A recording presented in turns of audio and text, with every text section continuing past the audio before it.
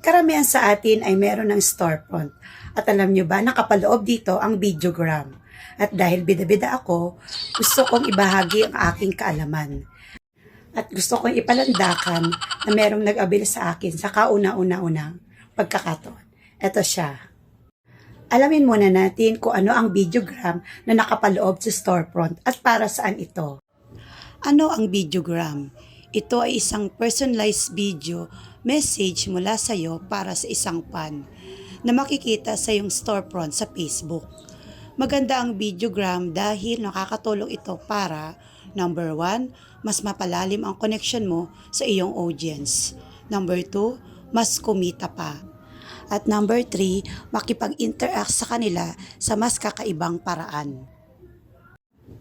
So, paano ba gumagana ang Videogram?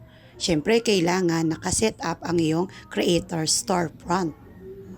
Parang katulad din ito ng subscription sa Facebook.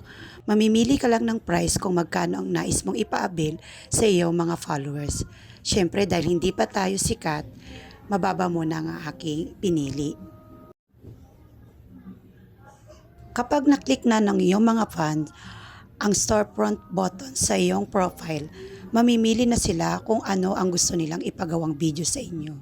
So, pwedeng for encouragement, for celebration, for question and answer, at kahit ano pa. Pero kailangan din sumusunod pa rin sa policy ni Meta. At syempre, tatanungin niyo ako kung paano may mag-abil dito. Kailangan, bida-bida ka.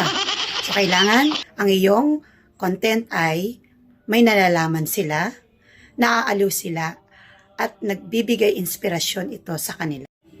Salamat at may natutunan kayo sa isang bida-bidang tulad ko na hindi lang pabida, kundi nagbibigay ng tamang impormasyon.